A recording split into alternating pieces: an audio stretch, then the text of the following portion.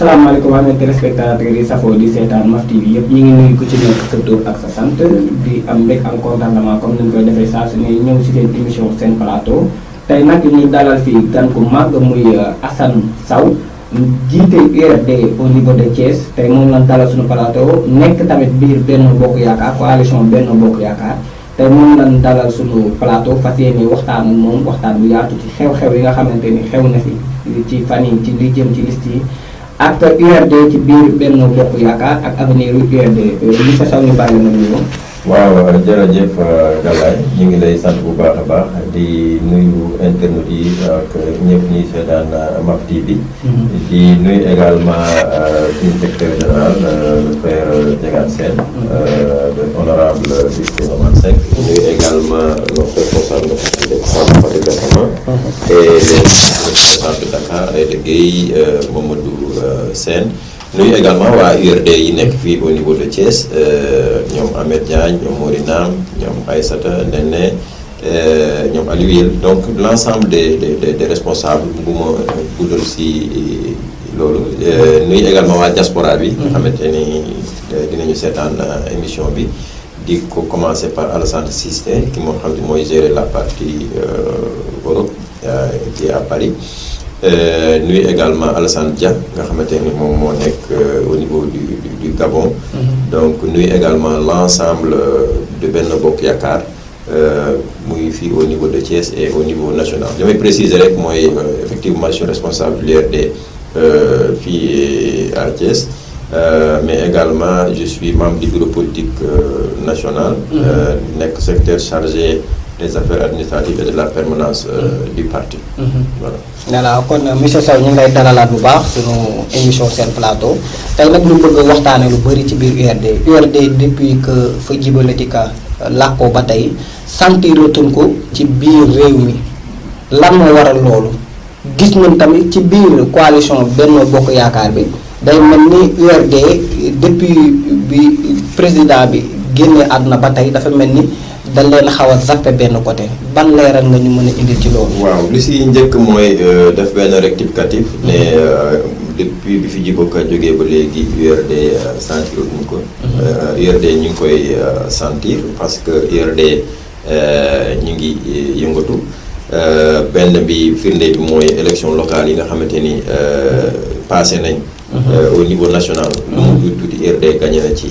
3 maires. ak ay conseillers ay téeméeri conseillers à travers le territoire national. Le bureau politique ñu ngi réunir de temps en temps ñu ngi suivre yi am na ay communiqués yuy génn maintenant nag de façon globale entre 2017 ba 2022 bi ñu nekk notre parti bi daan yëngatoowul noonu te am na ay raisons yu ko mën a expliquer. parce que en 2017 dañoo perdre suñu secrétaire général Djibo Leyti Ka di ko ñaanal yàlla na ko yàlla yërëm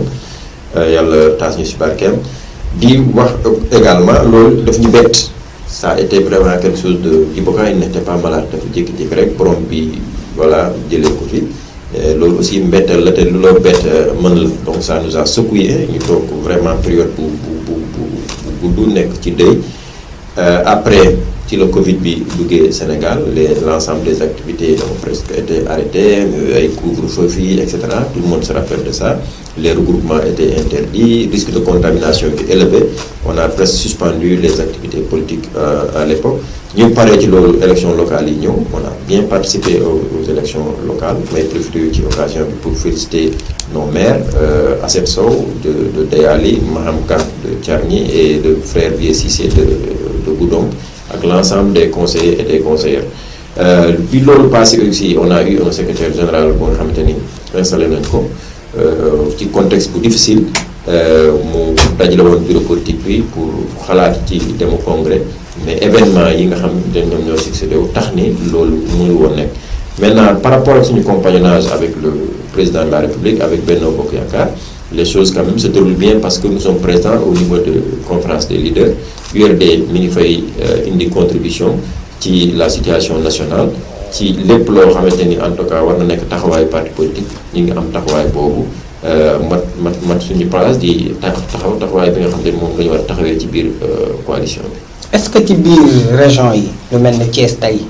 URD gëdd bi nga xamante ni moom la ko fi Benno war a jox représenté par Idy parce que tey jii bu nee Benno au niveau de Thiès Idy leen fi représenté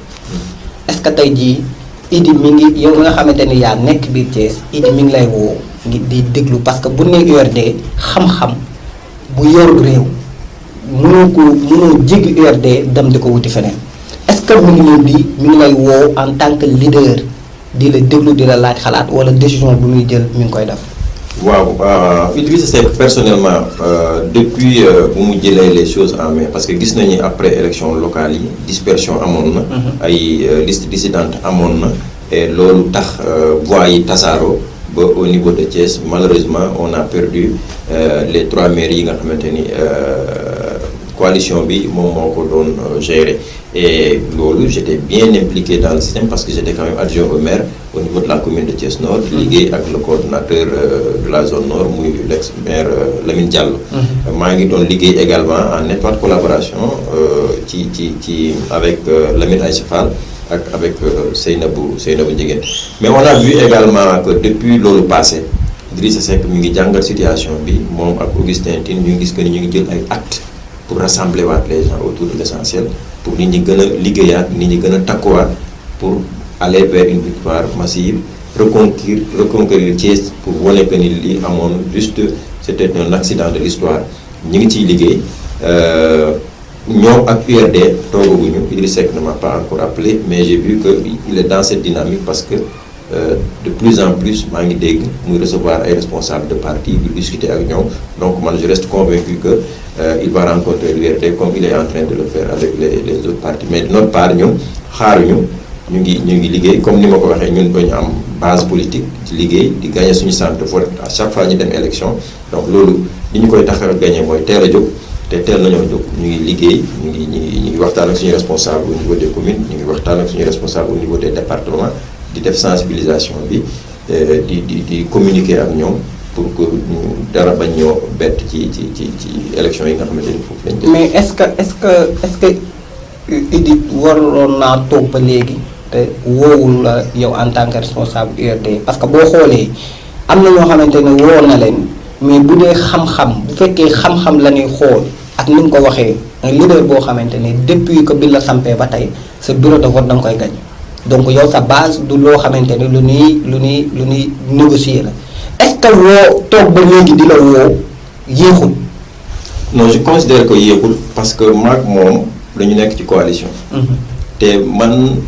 ab rénovateur la Djibo Ka moo ñu yar. boo xasee nekk ci biir coalition ñu woo la da ngay dem ak say conviction li tax nga ñëw parce que yaa indi sa bopp. kenn yaa indi sa bopp ñëw taxaw liggéey. beneen bi boo yàggee ci terrain politique da ngay xam ni la politique c'est la loi de l'addition c'est pas parce que wooguñ ma parce que man dama jàpp ni Idrissa Seck logique bu mu nekk dina rencontrer tous les responsables des partis mais chaque chose à son temps. donc ñun nag du ñu toog rek frenkulaay di xaar on va quand même travailler looloo tax mu ne ñun nous sommes dans cette dynamique comme ni ñu ko doon defee chaque année ñu ngi liggéey ñu ngi suñu base ñu ngi waxtaan ak suñuy militants pour que dara bañ ñoo bett maintenant l'expertise est là yàgg nañu participer ci élection yi on se connaît avec les responsables de Rewmi on se connaît avec les responsables de l'APR yàgg nañu ànd di liggéey mais ci dynamique bu bees bi depuis bi ñu commencé yegsee guñ si ñun ne man dama jàpp ni c'est juste une question de temps mais ça ne va pas nous divertir. waaw parce que xam nañ ni yéen du yéen ak Idy yéen ak président Macky la mais si yoon Idy da leen a waroon a recevoir loolu mooy yoon parce que URD boo ko tuddee xam ne bu dee liggéey rek ñoom nga war a déglu ba pare ni nga ko waxee peut-être dinañ kiiwaat mais leneen lu ñu jàngat mooy seen nekkin ci biir Benno Bokk Yaakaar ñu bëri dañ naan URD existé tout. loolu ban accord nga ci mën a wax est-ce que président moom cër bi nga xamante ne joxoon na ko URD bi fi fa Djibolika nekkoon mu jox ko est-ce que cër boobu mu ngi continuer ba tey parce que boo xoolee boobu ni URD doon génne ak léegi day mel ne URD existé tout ñu bëri sax boo ko tuddee dinaa la parti boobu est-ce que mu ngi existé. waaw il faut ñu séparer ñaari mbir. génn bi URD di war a génn par rapport à ces déclarations politiques par rapport à l'animation du parti par rapport ak tout ce qui est activité politique ak responsabilité bi nga xamante ni moom le président de la République jël fol kenn ndongo tànk c'est pas lié. parce que su doon loolu kese la ku nekk opposition sa parti fay. donc c'est pas cette logique là moom mooy dem. donc ñun li ñu war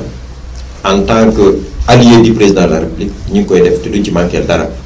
président de la République aussi am nañu fal URD parce que le secrétaire général Diegane Sène il y a quelques mois la ko nommé PCA donc mi ngi ci ay responsabilités yu rëy yoo xamante ni président de la République moo ko confié wax naa la également élection yi ñu génn. ci li Benno Bokk Yaakaar la ñu demaloo et on a eu 3 maires et des centaines de conseillers donc ñu ngi liggéey ak président maintenant parti ku mu doon sa sago nga am say cadres yu bëri. ñu fal leen ñu mën a am une contribution par rapport au développement du pays par rapport aux actes concrets qu'ils vont poser sur le terrain parce que xam-xam bi am na fi xarañte bi am na fi mais également la coalition Benno Bokk Yaakaar c'est la plus grande coalition du Sénégal donc c'est pas question que dañuy teg Sénégal teg ko comme benn fromage bu ñu war a séddale ñëpp et cetera président de la République xam na ñu mu àndal. et que chaque chose en son moment il prendra les bonnes décisions.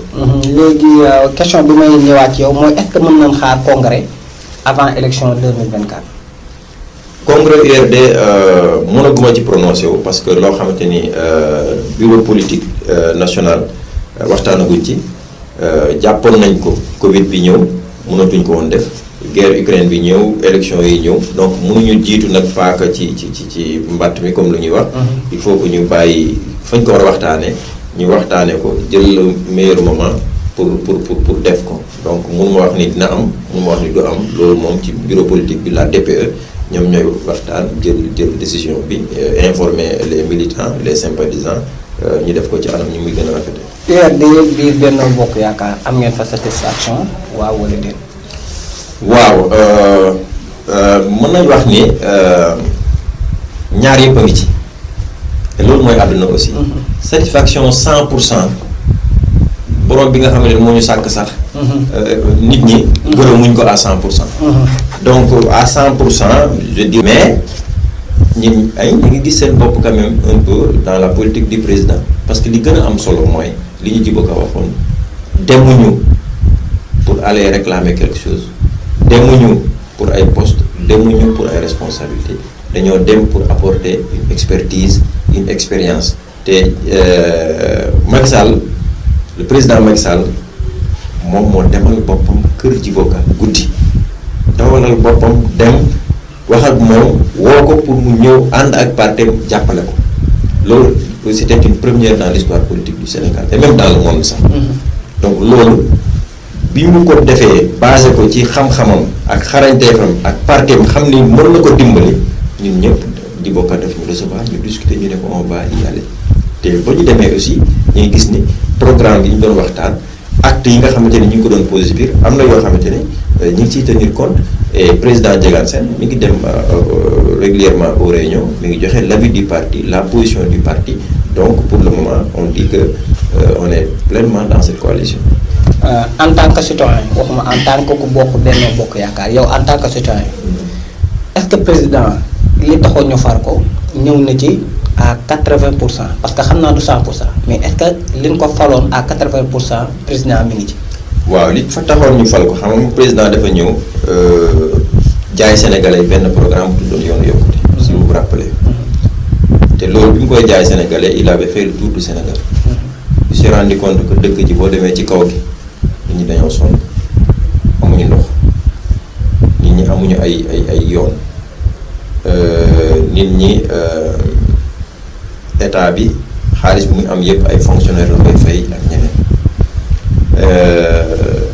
man day entre-temps j'ai eu la chance de faire le tour du Sénégal au moins 3 fois fi ma daan jaar amul yoon yëpp boo fa jaaree tey tu vois qu'il y a des pistes fi amul woon ndox yëpp tu passes là-bas tu vas voir que am na ay forages am na ay châteaux d'eau à travers le PUDC les ménages yi nga xamante dañ doon sonn am nañu aussi ay bourses familiales récemment gis nañu également population yi nekk ci àll bi wala ñu nekk ci ville ñi nga xamante ne ni seen loxo matul seen digg ginnaaw gis nañu ku ci nekk rek sur je pense que 500 et quelques mille ménages jox nañ leen ku nekk au minimum 80 000 donc approche bi mu defoon ci PUDC bi ñu gis que ni loolu ñu ngi koy dérouler ci côté yeneen côté yi aussi boo xoolee infrastructure yi li ñu defar ci ay route extension ay tali ay terre et cetera gis nañu quand même que bouleversement bu rëy moo am. donc je dis que la logique est maintenue président li mu digoon Sénégalais yi mi ngi ci. maintenant contexte bi aussi. def ci jouer parce que boo nee lii laay def parce que man je suis un expert en gestion de projet boo nee lii laay def. dafa am ay conditions yoo teg pour nga def ko mais boo ko tegee nga dem ba ci digg bi lu toll ni Covid ñëw na mu waroon demee dootul mën a demee noonu boo sa jógee guerre Ukraine bi ñëw na mu waroon demee du demee noonu mais quand même les résultats sont palpables il suffit nga génn dem à l'extérieur nga xool li nga xamante ni moom moo am bi fi Macky Sall faloo ba léegi nga comparer par rapport ak avant mu leen falu tu vois quand même que on est en train de progresser maintenant le fait que nag loolu di am ak nit ñi li ñuy percevoir di wax du fi jógee et man j'aime bien parce que c'est ça le développement la voie du développement on a des problèmes on a des difficultés on les règle mais le jour où tu vas les régler d'autres difficultés vont naître d'autres demandes vont naître nga nekkaat encore face à ces autres problèmes et ainsi de suite ngay dem di tabax loolu mooy développement loolu mooy la roue du progrès mais bu fekkoon ni dañu xalaat ni bu ñu régler problème yi foofu la ñuy tag loolu du logique ku yaakaar ni président bu ñëwee régler problème sénégalais yëpp maintenant c'est fini loolu dafa comprendre l'évolution de la vie dañuy dem régler problème yi ku nekk tey xëy nga bëgg boo amee xëy 100 000 nga jël mais boo fa toogee 2 ans bëggatoo 100 000 150 000 nga bëgg boo fa toogaatee tout da ngay bëggaat ainsi et loolu moom mooy progrès loolu mooy développement et on est dans cette logique boo xoolee récemment on a augmenté les salaires des enseignants on a augmenté les salaires des agents de la santé on a augmenté les salaires des forces de sécurité actuellement les gens sont en train de réfléchir pour voir naka la ñuy defee une augmentation généralisée pour les autres corps ça c'est des actes yoo xamante ni palpables yoo xamante ni c'est du concret loolu bokk na ci li nga xamante ni président diggoon na ko Sénégalais améliorer seen condition. mais boo xoolee man d'accord ma ci augmentation salaire yi. man d'accord ma ci. bourse familiale yi d'accord ma ci. mais boo xoolee ñun Sénégal daan ñett yoo xamante ni mooy suñu force. muy mbay mi sàmm bi ak napp gi te ñett yooyu yëpp boo xoolee actuellement danoo nekk ci difficulté muy napp bi mooy càmm gi muy mbay mi est-ce que tey jii président maanaam milliards yi mu génne joxe ko 80 mu leer na ni ku ko jot doo ko danga koy sax faye bor après nga delluwaat ci ndóor gi est-ce que tey jii boo xoolu fu mel ni Casamance ak lu nooto bi yaa ngi dégg jogo tool yi nga xamante ni dañuy bay gis nañ keroog li xew Kayaar ñu suul seen pomme de terre beeg soble bi est-ce que tey jii président waru woon xaalis boobu muy jël bourse familiale yi parce que koo yokkal ku lay laaj loo ko yokkalee dund gaa cher parce que bu ñu xoolee dund gi cher na gannaaw dund gi cher na le problème bële baa ngi nii mais ñun am nañ espace am nañ naaj am nañ ndox pourquoi mënuñoo jéem a li ñuy jéggaani parce que man nanguwuma parce que gis nga mbokk sax dañ koy jéggaani pourquoi président loolu muy jël di ko joxe ay bourse familiale ay yokkal du ko investir woon ci mbay mi ak li nga xamante ni moo di napp gi ak li nga xam moo di càmm gi est-ce que tey jii fii ñu toll ci waxi di jooy koo gis muy jooy xiif a tax muy jooy est-ce que tey jii waroon nañ àgg parce que kaw gi foo dugg rek baykat yaa nga fa te gis nañ ni ñi ngi jëm ci ay nawet yoo xamante ni ba léegi engrais bi waxaguñ ci wax ju jaar yoon semence bi amagul daanaka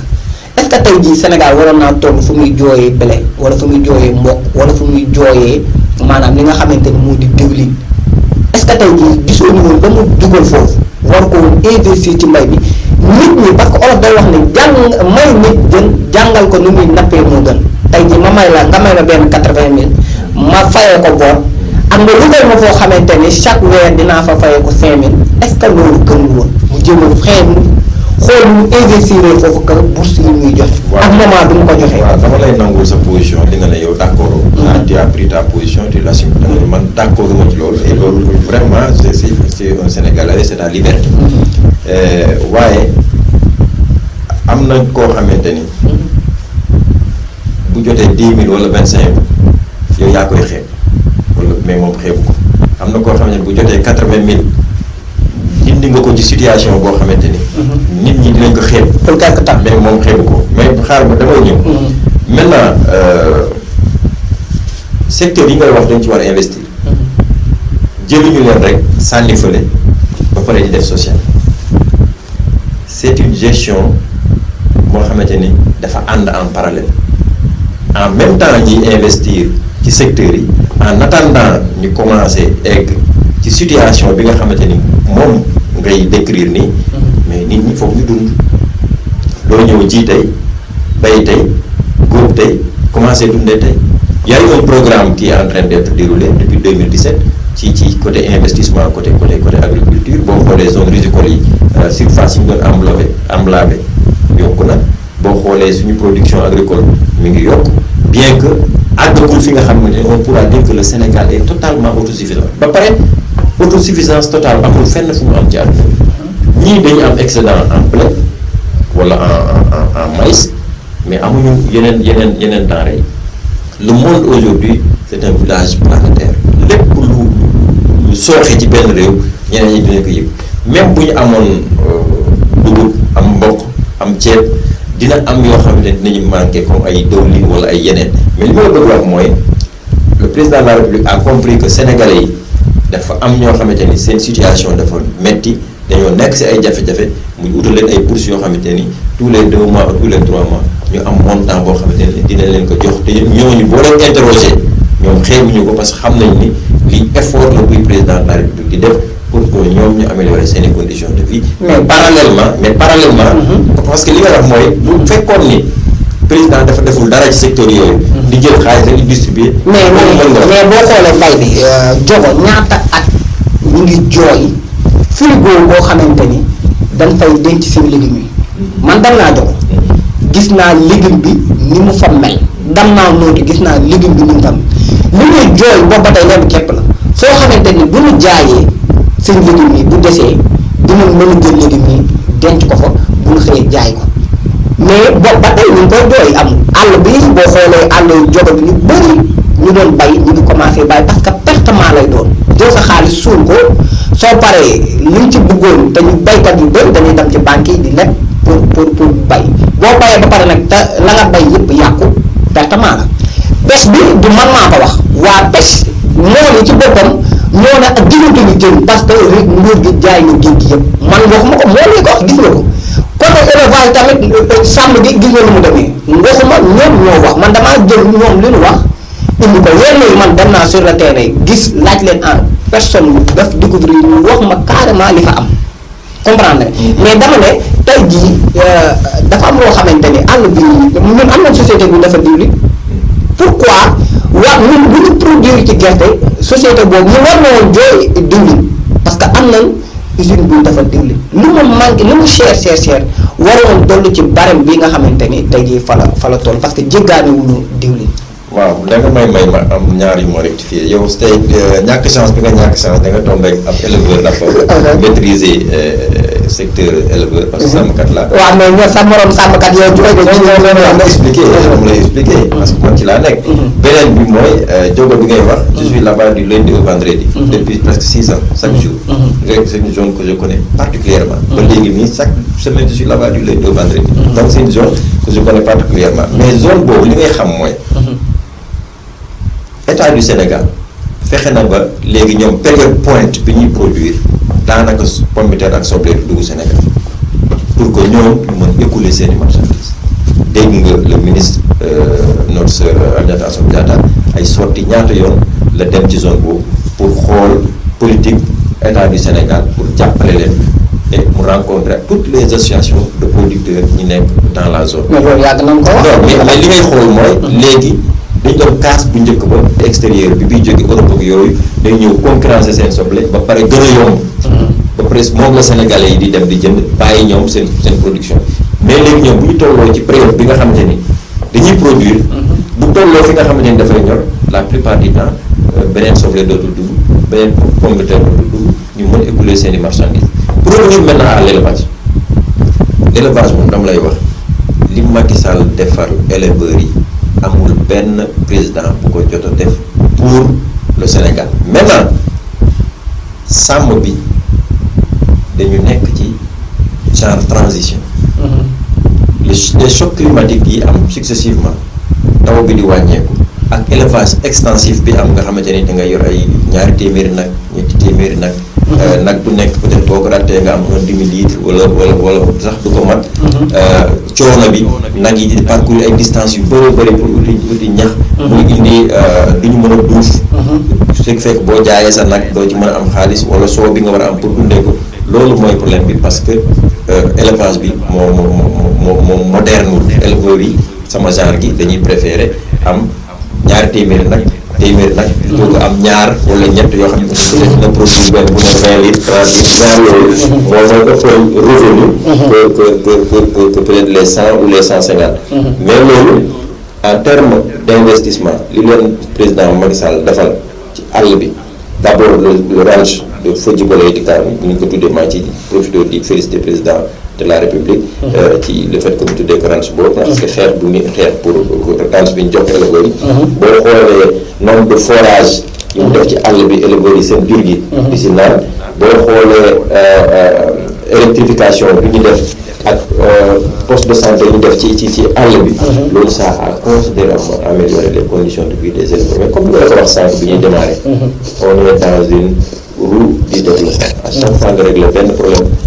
jour bu muy fajoo dina jur yeneen fukk ñu songaat ko te loolu moo ñu yóbbu ci développement léegi ci côté bi ñu ñëwee mooy laal na ci lu bëri xam naa buñ ko toppee du ñu mën a dugg suñu deuxième partie parce que temps bi ñu jox xam naa loolu mu jeex dañu ñëw ci côté liste yi Yewwi Benno conseil constitutionnel def na lu ko neex parce que ñoom ñaar ñëpp seen liste nationale waru woon a dem. waaw man jàngat bi d'abord am lay woon sama désaccord ci li nga waxee conseil constitutionnel def na lu ko neex conseil constitutionnel du def lu ko neex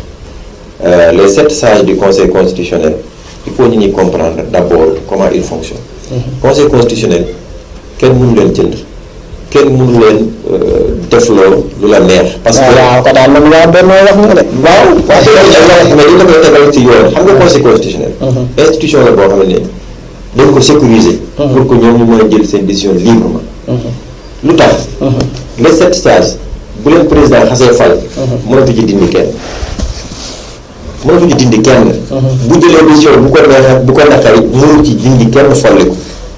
loolu ab verrou la pour sécuriser les décisions beneen bi mooy bu seen mandat jeexee kenn mënu ko renouveler seen mandat bu ñu leen falee mën na leen dàq te bu mandat bi eggee kenn mënu fexe ñoom ba ñu dàmbale kon ils sont libres de prendre les décisions parce que mënoo ñëw fal naa la ba pare na la jëlal ay décisions te mënu ma la dàqati te mënu ma fexe ba falaat la est-ce que président moo war a fi yoon est-ce que président moo war a fal xam nga constitution bi mais loolu ñu war a dugg la président warul fal conseil appel bi mooy fal ñi nga xamante ne samay waay lan li ma bëgg rek la ñuy def waaw da nga bu fekkee mënu ma leen a changer xam nga danga nañ ko dindi nañ ko dindi ça veut dire que da ngay dugal benn contradiction par rapport ak li Sénégal yi bëgg Sénégal yi ñu bëgg moom constitution bu ko kenn laalati bii moom conseil constitutionnel bii ñu def nii sénégalais yi ndax daa dama ñëw ci liste yi xam nga sénégalais yi d'accord nañ ci benn d'accord na ci non sénégalais yi d'accord nañ non benn la yow non mais benn moo ëpp ci Sénégal benn moo ëpp ci Sénégal c'est une réalité dem na élection locale génn sur les 48 départements ñaata la benn la donc question du Sénégalais yi ñu may ñu leeral d'abord leer na ni conseil constitutionnel boo leen falee mën a leen dàq te mën a renouveler seen mandat pour que ñoom ñu am liberté jël seeni décision muy benn ñaareel bi li ñu def rejeté liste Benno Bokk Yaakaar ci suppléant yi la liste proportionnelle suppléant yi rejeté la liste de askan wi titulaire mais ku dem de bonne foi lire code bi xam lan la article L149 wax ak lan la article L178 wax da ngay comprendre clairement que décision bi ñu jël c'était la décision la plus sage parce que même bu amoon flou te flou amul dinaa si ñëwaat mais même bu amoon lu flou la seule institution bu war a interpréter les droits pour dire les droits arbitre arbitrer le jeu politique c'est le conseil constitutionnel. pour ñu tëj sunu débat. question bi ma lay laaj mooy naka ngeen fas yéene dem ci élection yi. mais élection yi. ba pare am na lu ma la bëgg a laaj. Yewwi ne nan ka élection du am. nan nga jàngatee loolu élection day am wala élection du am. waaw d'abord loolu dama koy ñaawlu. ñaawlu aussi yenn kàddu yi nga xamante ne dégg naa ko foofu. am na kàddu yu ñu yëkkati jëmale ko ci président de la République. loolu tamit ñu ngi koy ñaawlu. dama koy ñaawlu. parce que président de la République quand même c'est la clé de voûte des institutions. Personne n'a le droit de chercher à le fragiliser. Mënoo ko fragiliser c'est pourquoi personne n'a le droit de chercher à le fragiliser. Mais la clé de voûte des institutions ku ko mënoon fragiliser quand elle s'écroule c'est fini, c'est tout un système qui s'écroule. Président du fowukaay. dañ ko war a respecter. C'est le premier des Sénégalais ñun dañ ko choisir mu jiite ñu. On peut être avec lui, on peut être en désaccord avec lui, mais on respecte l'institution qui était Senghor, qui fut Abdou Diouf, qui fut Abdoulaye Wade, qui aujourd'hui s'appelle Macky Sall. dañ ko war a respecter waruñu nangu ñu koy fragiliser en tant qu'institution. moo tax cadre yooyu député boobu yëkkati wax dëgg yàlla dama koy naqarlu. Il a insulté la République. Il a insulté pratiquement jigéenu Sénégal ñëpp képp ku mos dugg palais daanaka daf wax kaddu gi daal ñaaw na fu ñaaw mën a yem muy benn. ñaareelu kaddu bi nga xamante ni du ma ko rafetlu gis naa fa benn leader mu ne bu manifestation amaatee ba ngeen dem ci këru waa Benno Bokk Yaakaar ngeen dajji ko di ngeen fa fekk ay milliards. xam nga loolu gàllaay. dëkk bi fu mu toll. crise économique. nit ñi mu metti ci France metti ci Allemagne metti ci États-Unis inflation États-Unis mi ngi à 8% et quelque. La première puissance du monde. Sénégal nekk fii mu metti nga ñi nit ñi bu ñu amaatee manifestation ngeen dem ci yenn kër yi dajj ko di ngeen fa fekk ay milliards. Mais loolu c'est extrêmement grave. Mais ñaawlu bi moom daf ma war en tant que jeune sénégalais en tant que responsable politique en tant que quelqu'un boo xam ne dafa màgg ci keppaaru homme d'État xam tuuti lan mooy état ak naka la état war a fonctionner ak équilibre social bi ñu war a préserver. Sénégal c'est une seule nation. Nous sommes tous des frères. jàmm ji la ñu soxla boobu la ñu monter les uns contre les autres. loolu man en tout cas kaddu boobu. kaddu la boo xamante ni dama koy ñaawul. Maintenant pour revenir à ta question naka la ñu war a demee ci élection wala naka lañ ci bëgg a demee en tout cas URD ñun. li ñu décidé mooy. on va battre campagne pleinement sur l'ensemble du territoire national. Parce que wax naa la sànq la tête de liste du département de Goudomp c'est le frère Vieux Cissé qui est le responsable national des jeunes de l'URD. Donc bu ñu ko tàbbee. ci Benno Bokk Yaakaar. li ñu war ñun. mooy def campagne boo xamante ne Sénégalais yépp nañ xam que ni URD jóg na URD def na campagne. beneen bi mooy. suñu apport au niveau national aussi. dinañu fexe ba dans tous les départements dans toutes les communes. URD jouer pleinement son rôle. pour que ñu am une majorité très confortable à l'Assemblée nationale. suñu représentants yi nekk ci diaspora bi également maa ngi leen di tudd sànq ñoom Alassane Dia ñoom Alassane Cissé ñooñu ñëpp aussi ñu ngi waxtaan pour xool au niveau de la diaspora naka la ñuy contribuer de façon efficace pour que les députés de la diaspora également ñu mën ko remporter. Cadre du URD mooy mobilisation unité cohésion pour la paix du Sénégal. di ñaax jeunes yi nañu am seen conviction politique nañu am seen détermination politique nañu am seen engagement politique mais nañu xam ni Sénégal lañu bokk. Personne n'a le droit de brûler ce pays-là. On a besoin de nos jeunes. wax naa ko ci beneen débat dans 1 an et demi 2 ans on va vers l'exploitation du pétrole on va vers l'exploitation du gaz xale yi dañoo war a am formation. dañoo war a liggéey nekk de grands commis de l'État wala nekk dans le privé pour que xéewal yooyu di ñëw ñoom ñoo ko mën a exploiter ñoom ñoo ko mën a liggéey pour servir le pays. Ce n'est pas en brûlant ce pays-là, ce n'est pas en montant un certain nombre de Sénégalais sur les autres, c'est pas en se tuant en tant que Sénégalais, c'est pas en s'insultant en tant que Sénégalais que nous allons aller vers le progrès. Le progrès est dans le patriotisme, le progrès est dans le travail, le progrès est dans la cohésion sociale, dans l'unité nationale. Donc ñun foofu la ñuy woo suñu jeunes yi les jeunes filles et les garçons nañu gën a engagé au politique mais nañu gën a pare fexe ba fépp fu jàmm féete nañ fa féete fépp fu ay ak musiba féete nañu ko sori. gis nga Sénégal yàlla xam na ni du ñu ay nitu fitna. moo tax ñi bëgg a indi fitna dañuy jaaxal yenn sénégalais yi dañuy tiital mag ñi dañuy tiital jigéen ñi. am na au mois de mars. on a perdu combien de vies? 14 vies humaines. enquête yi sax leeragul. pour man loolu blessure morale la waroon doon. si ñi mu daloon ba loolu am. waratuñu mukk toogaat di woowaat ay mortal combat nañ ñëw nañu reyante nañu xeex nañu dajji kër yi am na ay milliards loolu c'est extrêmement grave. donc je lance un appel de paix d'apaisement nañu delluwaat nañu dalal xel yi xam ni élection état moo koy organiser te état ñëpp acteurs politiques yi dañu ne ils sont pour le respect du calendrier électoral société civile loolu la mos a wax. mënuñu dem nag parce que kenn def na erreur conseil constitutionnel dëggal ni erreur boobu mu waxoon dëgg la ñu ne léegi élection moom dootul am ci réew ba pare beneen affaire bi mooy. ñenn ku génn na ngeen ko dóor. benn de ku génn voilà surtout loolu aussi dama ko fàtte woon. mu ne ku génn voté ji rek def leen ko noonu. loolu mooy ñun bu ñu bokkul bépp sénégalais bu génn duma leen ko moom loolu laay wax bu ñu mettre les sénégalais les uns contre les autres loolu dafay indi fitna. imagine yow nga yeewu sangu war a dem voté ñeneen dab la di la dóor parce que seen leader dañu la yow war a voté où est la liberté où est le patriotisme où est la démocratie où est le respect mutuel ana amouru sénégalais bi bëgg sa frère sénégalais fu mu nekk mais xoolal léegi luy xew ci dëkk bi les sénégalais deviennent de plus en plus violents li nga doon gis ci yeneen pays di ree naan ñii vraiment loolu ngay commencé di gis Sénégal léegi pourquoi c'est le discours qui a changé. est-ce que loolu responsable leader bi ko wax la wala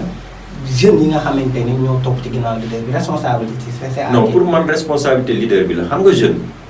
day idéaliser. jeune daf lay fan daf lay idéaliser moo tax booy wax ak jeune il faut faire très attention yow jaar nga ci keneen jaar na ci je me rappelle bien am na ay leaders yoo xamante ni man bu may démarrer politique mais dama doon wax ni Djibo Ka lu mu wax rek noonu la parce que dama xawoon idéaliser mais avec l'expérience je me rends compte de plus en plus que bon damay commencer màgg commencer am expérience di gën di xalaat commencer am famille et cetera donc jeunes yi li fi ma jaar ba egg fi ma egg loolu laa lay yéene man yéene ma benn jeune sénégalais muy dee.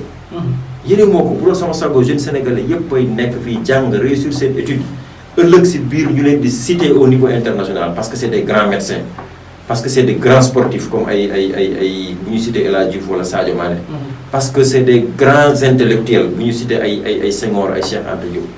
comprendre c'est des grands journalistes bu ñu citer suñu journalistes yu mag yi nekk Sénégal parce que c'est des grands comités de l'État bu ñu citer ay Djibo Ka wala c'est des grands entrepreneurs du privé wala ay grands sàmmkat wala ay grands commerçants comme ay Samba Diéry Diallo wala ay mooy paa boobu doon indi ceeb bi mooy Bokar Samba Diéry ainsi de suite loolu mën na fi am mais bu ñu wax ni man bu ma école bokkul élection ku génn duma leen ba pare loolu xanaa ñoom seeni suppléants yi ñoom yéene wuñu leen ñu nekk ay député xanaa ñoom bëgg ñu seen député yi seen ñooñu nekk député xanaa ñoom yéene wuñu leen dem assemblée nationale wala yu ñoom dañuy jàpp ni ñooñu amuñu compétence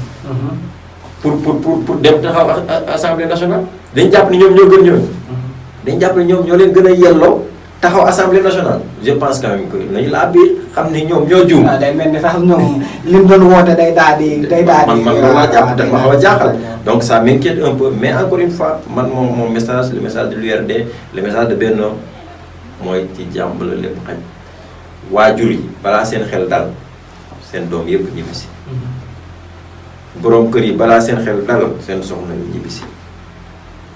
kon loolu nag pour mu am bu kenn dab kenn di ko dóor parce que ay élection la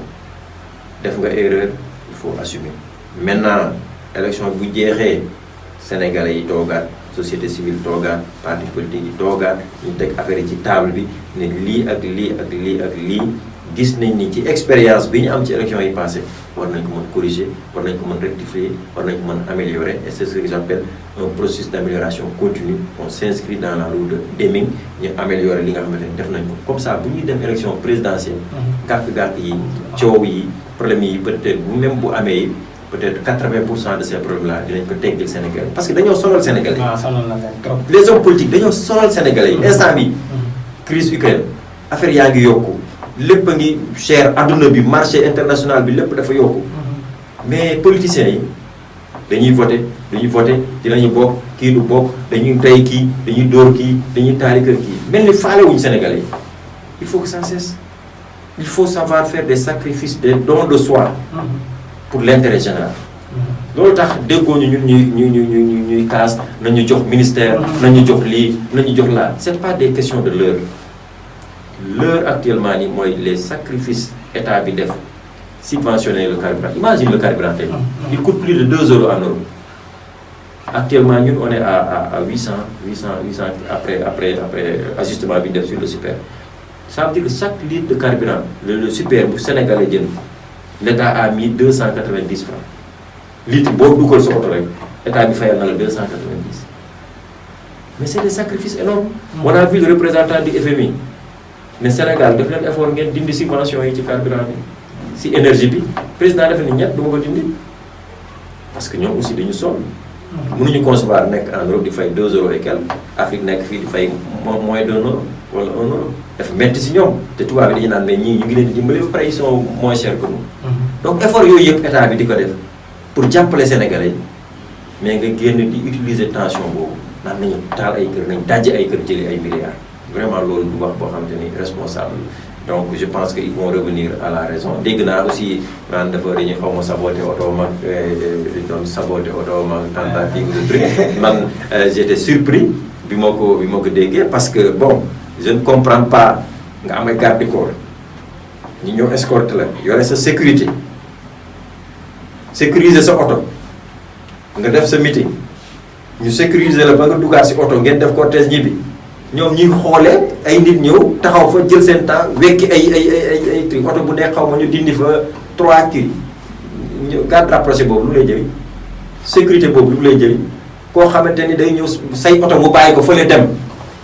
ak question de sécurité damay xalaat quoi je me dis mais loolu je trouve ça trop facile quand même à vendre au Sénégal avec tout ce contexte coow lii et cetera nga ñëw gars yi wàcc gaare say oto fële dem ànd ak yow ñu ñëwaat nga daw ba sa kër nga sànni gis ni nekkete am na ay yëkku yu ñu dindi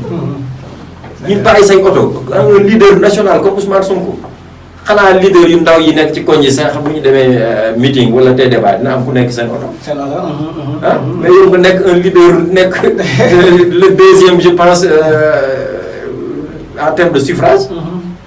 parce qu'il était 3e après Idrissa Seck il est toujours d'ailleurs je pense nga ñëw organiser lu mel ni say oto say garde du corps tu les payes sénégalais yi cotiser la ay millions verser ko sa compte nga recruter ay ponkal ñu nekk say garde du corps et tu dis que ba nga eggee heure dañoo saboter sa oto dañoo indi ay écrou dañoo dindi ay kii sur les 4 pneus bu ci nekk dindi nañ si ñaar xaw ma ñett mais en tout cas man loolu xaw na louche ci man parce que je me dis où était cette garde rapprochée là donc dañu bëgg a jaay sénégalais loo xamante ni amul waa lan ngay tàggatoo. waaw di kontaan ci émission bi. di la féliciter gis nañu effort yi ngay def sur le milieu médiatique c'est pas facile. tu es un jeune très dynamique gis nañu tous les sacrifices que tu es en train de faire nous t'encourageons. Et je dirais à la jeunesse de Thiès que voilà un jeune modèle boo xam te ne mi ngi daan dooneem waxu rek ne affaire yi dafa metti maa ngi xaar état maa ngi xaar lii mais mi ngi def business am di def ay affaire am di góorgóorlu donc je lance un appel à tous les Thiessois ñu soutenir la di gën a abonné wu di dugg ci chaîne bi parce que loolu également responsabilité sax ñun acteurs politiques yi nekk Thiès aussi ñuy ñëw di def affaire yi participer et cetera pour jàppale jeunes yu mel ni ñëw ci liggéey bi donc santaan encore une fois sama naataango yi nekk ci Thiès fii ci situation politique bi le parti Rewmi Idrissa Seck le Benno Bokk Yaakaar nga xamante ne ki ko jiite fii moom mooy le frère Augustin Tine di sant ñi ma bokkal zone nord également muy Lamine Diallo ak Seynabou Ndiéguène Lamine Aïcha ak ñi nga xamante ni ñëpp ñu ngi may jàppale di def mention spéciale ak les militants de Dionah fi mu dëkk gis naa seen taxawaay parce que wax naa ko du mat fukki at ak juróom wala lu topp kenn mosuma gagné foofu ñoom ñoo tax donc su ma nekkee dara ñoom ñoo tax di leen sant di sant également waa URD au niveau national le secrétaire général ak sama frères yi sœurs yi ñoom Mamadou Sène ñoom Aïda Gueye le doyen Marcel Ndione également nga xamante ni moom moo ñu tàggat ba tey nit mën a yore le parti au niveau de Thiès. ñu ngi koy sant bu baax a baax di gërëm ñëpp. waa di am mbég ak contentement di la dalal sunu plateau vraiment c'est la première fois ma def émission seen plateau bu amul bu jógul parce que dañoo toog ak borom xam-xam et loolu la ñuy xaar gis nañ appel bi mu def tamit ci jeunes yi toujours man loolu bokk na sax li tax ma créé sama chaîne mooy jéem a appelé waa jeunes yi que ni waruñoo nangu ñu ñuy dugal ci affaire brutalisme di yàq ak man nangu ma loolu jeune mën nga opposé mën nga am looy bañ mais li ma dul nangu mooy yàq parce que boo tuddee comme tey jii li mu wax ni bu élection amatee bu ngeen demee seen kër yi même jeunes yi nga koy wax yi nga xam dañ la gëm mën nañ koo bañ a def de mais ñeneen samba booy yi mën nañ dem def ko te bu boobaa coow li day daal di këpp si yow parce que gis nañ élection marché yi dañ ne ñu doon dajji magasin yi ñoom ci li ñu wax dañ ne ñu doon dajji magasin yi du manifestant yi mais ay samba booy la kon tey boo joxee alerte boobu déjà ñoom samba booy mën nañ commencer détecter kër leader yi même bu fekkee wax ji waxuñu ko pour ni dañoo am position mais c'est day wax la boo xamante ne en tant que jeune nekk citoyen sénégalais li ñuy yàq wala li nga xamante ni dañ ciy dem ñu ñu ciy rey ñoo ciy pet parce que marché bi ba tey kenn xamul coow li mujjul fenn waroon nañoo jural jàngat kon ñu ngi appelé waa jeunes yi que nan dellusiwaat na ni waxal seen leader yi parce que man en tant que politicien leader ñemewul taxaw man naan ma kaa ñu dem yàq man en tant que politicien leader ñemewu ko parce que leader bu may ànd ci politique ànduma ak yow pour di yàq kenn dàqu ma ko woon mais léegi dañu dem ba yeewu xam ni réew mi suñu réew la mais président bu fi toog